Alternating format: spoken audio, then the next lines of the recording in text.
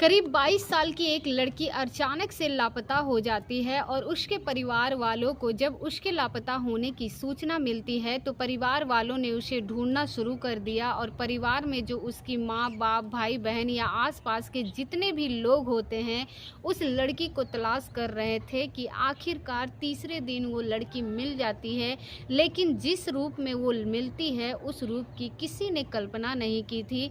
दरअसल वो लड़की है, उसके तन पर एक भी कपड़ा नहीं है, हाथ और पैर बंधे हुए थे, उसकी आँख फोड़ दी गई थी और उसके हाथ पैर तोड़ दिए गए थे। शरीर पर लगभग उसके 30 से ज़्यादा निशान पाए जाते हैं। और जैसी ही सूचना पाकर गांव के लोगों का जब भीड़ वहां पे पहुंचता है तो लोगों ने भी अपनी आंखों से उस दृश्य को देखा और देखकर देखते ही रह जाते हैं। दरअसल उसकी सगी बहन बेहोश होकर गिर जाती है और साथ ही गांव के 2 महिलाएं होती है, वो भी उस दृश्य को देखने के बाद बेहोश होकर गिर जाती है। दरअसल उस लड़की के साथ ऐसी हैवानियत हुई थी कि उसकी पोटी तक निकल जाती है। और मामला जब ये पहुंचता है तो सोशल मीडिया के माध्यम से दूर दराज तक फैल जाता है। और जो क्षेत्र के सांसद होते हैं जिसका नाम अवधेश प्रसाद होता है वो भी मौके पर आते हैं और परिवार से बातचीत करते हैं। और बातचीत करने के बाद फिर वो प्रेस कॉन्फ्रेंस करते हैं और प्रेस कॉन्फ्रेंस करते ही वो ज़ोर ज़ोर से रोने लगते हैं। अब ये मामला ना केवल उस जिले तक सीमित था बल्कि पूरे देश भर में फैल जाता है और देश का कोई ऐसा बड़ा नेता नहीं बचा था जो इस घटना पर फिर चर्चा शुरू नहीं करता है। दरअसल इस घटना के बारे में ये जानने की कोशिश करेंगे कि आखिरकार इस घटना में हुआ क्या था और उस लड़की के साथ क्या हुआ और कौन थे वो दरिंदे जिन्होंने इस तरह की हैवानियत को अंजाम दिया था। दरअसल इस घटना को दिल्ली में हुए निर्भया कांड को इस घटना से भी जोड़कर देखा जा रहा है। तो सबसे पहले आप सभी को मेरी तरफ से नमस्कार और आप सभी को मेरे YouTube चैनल में बहुत बहुत स्वागत है। और अगर आप हमारे चैनल पर पहली बार हैं तो हमारे चैनल को सब्सक्राइब कर वीडियो को लाइक ज़रूर करिएगा, क्योंकि ये जो सच्ची घटना है जो मैं आपको सुनाने जा रही हूँ ये सच्ची घटना है। उत्तर प्रदेश के अयोध्या कोतवाली क्षेत्र का एक गांव लगता है, वहां की ये सच्ची घटना है। दरअसल मैं बात कर रही हूं 30 जनवरी 2025 की रात लगभग 10 बजे के आसपास का वाकया रहा होगा।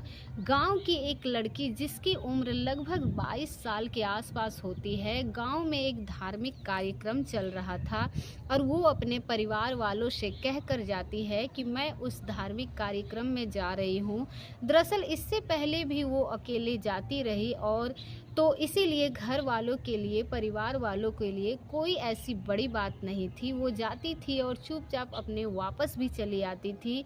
लेकिन घर वालों को उसको लेकर भूल जाते हैं और वो सो जाते हैं। और जब उसकी आँख खुलती है तो दिन निकल आता है और अपनी बेटी को पूछते हैं कि वो आई नहीं क्या। दरअसल जो बेटी होती है वो थोड़ी मानसिक मंदी होती है, यानी कि उसकी जो दिमाग का विकास है वो औसत रूप से उतना विकास नहीं हो पाया था। हालांकि वो घर का सारा काम धाम करती थी। उसके उस भोलेपन की वजह से अब उसके परिवार के लोग हो या आसपास के लोग हो सभी उसके बड़े लाड प्यार से रखते थे, उसके साथ बहुत इज्जत और प्यार से पेश आते थे। और जैसे ही घर वालों को जब ये बात पता चलती है कि बिटिया तो आई नहीं है, रात को धार्मिक कार्यक्रम में गई थी और इस वजह से उसे घर पर लौटी नहीं है, तो घर वाले जब आसपास के लोगों से पूछते हैं तो आसपास के लोगों ने कहा कि तुम परेशान बिल्कुल मत हो, हम भी उसे ढूंढते हैं। अब घर वाले के परिवार वाले के आसपास के लोग सभी मिलकर उस बेटी को ढूंढना, तलाश करना शुरू कर देते हैं और लेकिन वो मिलती नहीं है। तभी गांव के ही कुछ लोग मशवरा करते हैं, कहते हैं कि हम इस सूचना को जाकर कोतवाली थाना में देना चाहिए, पुलिस के पास ये सूचना देनी चाहिए। और क्योंकि बेटी को गायब हुए काफ़ी वक्त हो गया था, समय बीत गया था और इसीलिए हमें इससे पहले इसमें कोई लापरवाही नहीं करनी चाहिए। परिवार के लोग कुछ लोग इकट्ठा होकर सीधा नज़दीकी पुलिस स्टेशन जाते हैं और वहां जाने के बाद पूरी कहानी, पूरा वाक्य बताते हैं कि रात को इस तरह के गांव में एक धार्मिक कार्यक्रम चल रहा था और वो धार्मिक कार्यक्रम में चली जाती है लेकिन लौट कर वापस नहीं आती है। आप इस मामले में गुमशुदगी की रिपोर्ट दर्ज कर लीजिए और इस मामले में जांच करिए।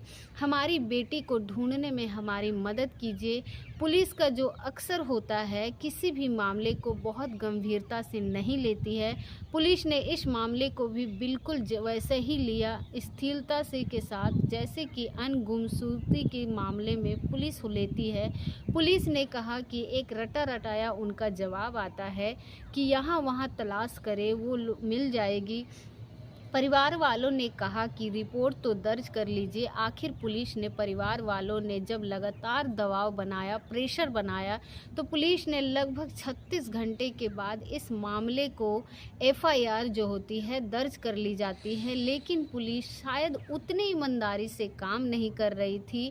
आखिरकार पुलिस भी ढूंढने में जो है अपना योगदान दिया और परिवार के लोग अपनी तरफ से कोशिश कर रहे थे और गांव के लोग भी अपनी तरफ से कोशिश कर रहे थे। यानी कि 30 जनवरी 2025 की रात को वो घर से निकलती है और 31 जनवरी वो पूरा दिन वो गायब रहती है और 31 जनवरी की पूरी रात भी निकल जाती है। अब जैसे ही अगला दिन यानी कि 1 फरवरी 2025 आता है तो गांव के लोग, परिवार के लोग, रिश्तेदार सभी उस लड़की को ढूंढना शुरू कर देते हैं।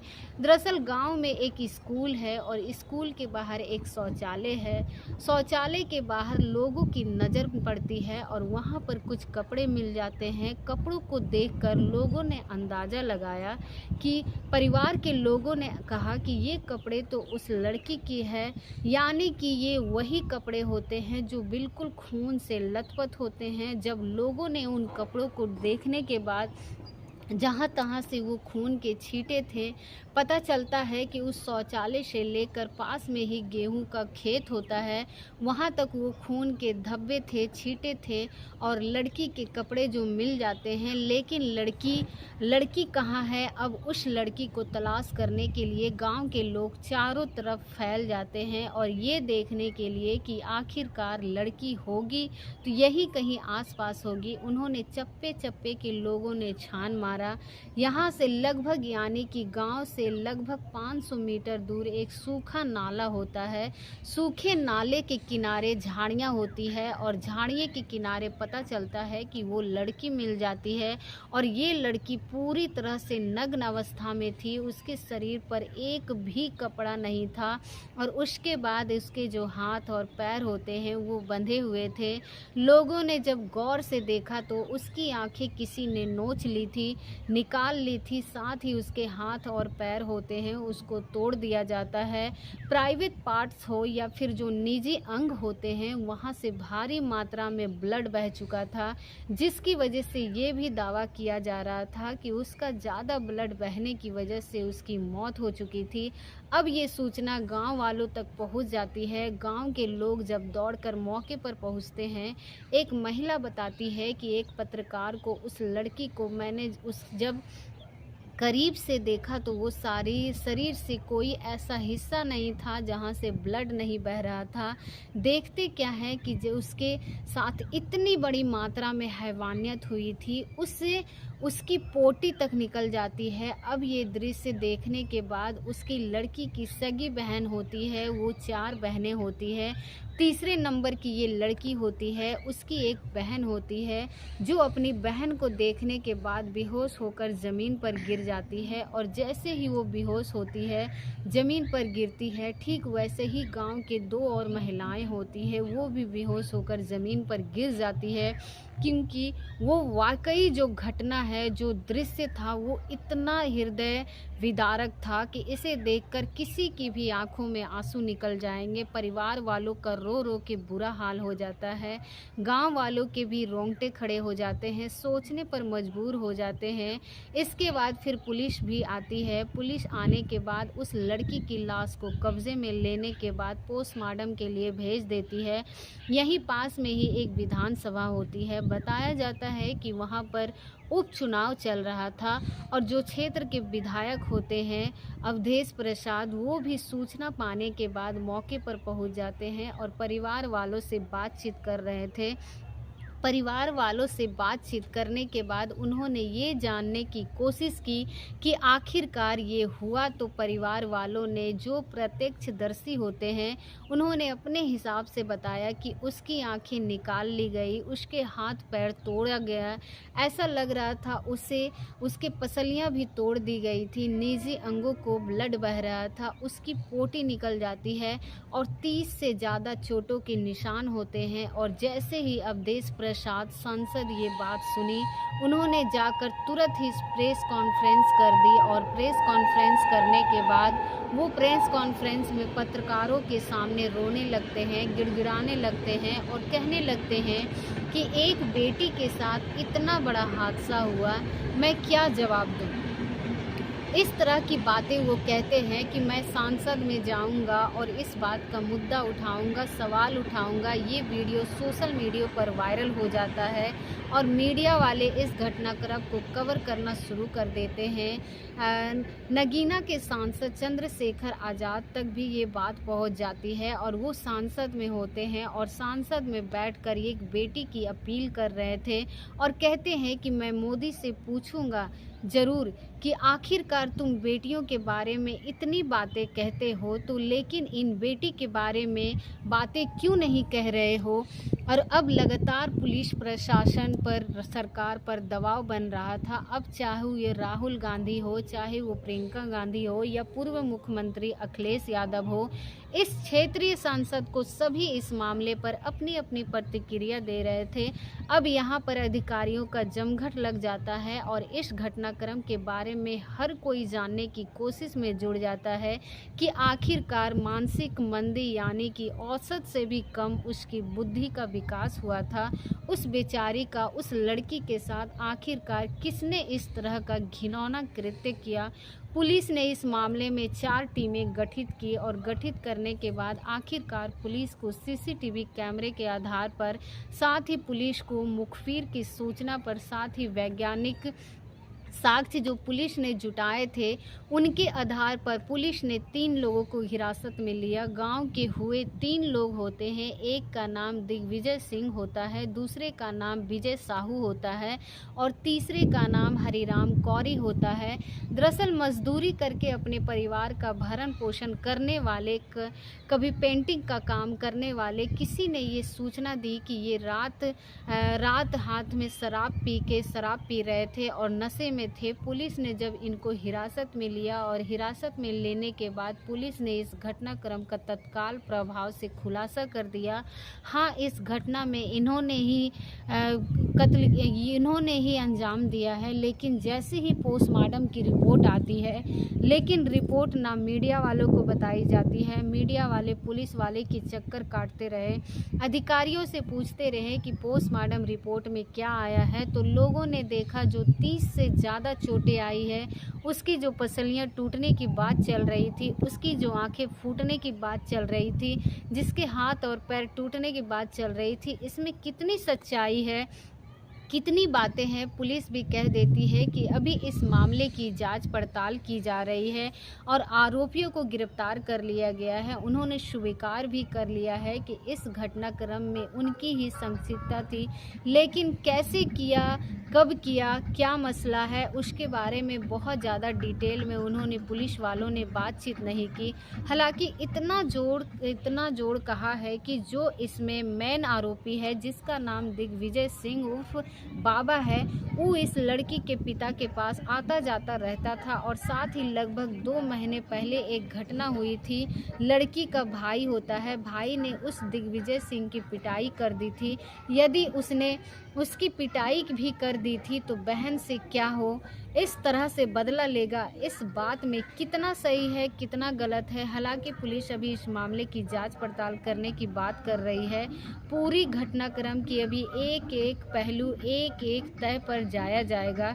एक तरफ जब सांसद रोते हैं, तो फिर मुख्यमंत्री योगी आदित्यनाथ को भी प्रतिक्रिया देनी पड़ती है। वो कहते हैं कि इस मामले में जो भी आरोपी होंगे, उन्हें किसी भी कीमत पर छोड़ा नहीं जाएगा। लेकिन जिस तरह से ये सांसद आंसू बहा रहे हैं, वो किसी नौटंकी से कम नहीं लगते हैं। लेकिन परिवार के जो इस लड़की के माता पिता, भाई बहन, गांव के लोग हैं, उनकी भी आंसू निकल रहे हैं। उनकी आंसू की तो कम से कम कद्र करनी चाहिए। और जो इस घटनाक्रम में जो भी आरोपी है, जितने भी घटनाक्रम को अंजाम दिया है, उनको किसी भी कीमत पे छोड़ा ना जाए। और इस इलाके के ज़्यादातर लोगों का एक ही कहना है कि जिन्होंने भी इस घटना को अंजाम दिया है, उनको कम से कम समय पर फांसी के फंदे पर चढ़ा दिया जाए। हालांकि पुलिस को भी कोशिश है कि कम से कम समय में उन्हें जो जांच को पूरा किया जाए, चार्जशीट लगाई जाए और कोर्ट में पहुंचाया जाए, और कम से कम समय में आरोपियों को सज़ा दिलाने में पुलिस का अहम योगदान होगा। और इस तरह का पुलिस ने मीडिया के सामने बयान दिया है। और बाकी चाहे राहुल गांधी हो, चाहे अखिलेश यादव हो, चाहे वो प्रियंका गांधी हो, अन्य नेता हो, सभी ने मांग की है कि कम से कम समय में आरोपियों को सज़ा दिलाने की मांग की है। दोस्तों, इस पूरे घटनाक्रम को सुनाने का उद्देश्य किसी को परेशान करना नहीं, किसी का दिल दुखाना नहीं, बल्कि आपको सचेत करना है। आपको बताना है कि इस समाज में इंसानों के रूप में भी कुछ ऐसे जानवर रहते हैं जो इस तरह की बिटिया के साथ जैसे घटना हुई है, इस घटना को अंजाम दे देते हैं। ऐसे लोगों से बचना चाहिए। अगर ऐसा कोई व्यक्ति है तो कम से कम पुलिस को जाकर तुरंत ही बताना चाहिए कि इस तरह के लोग हैं, इनको बचा जाए, इनको गिरफ्तार करके इनको जेल भेजा जाए।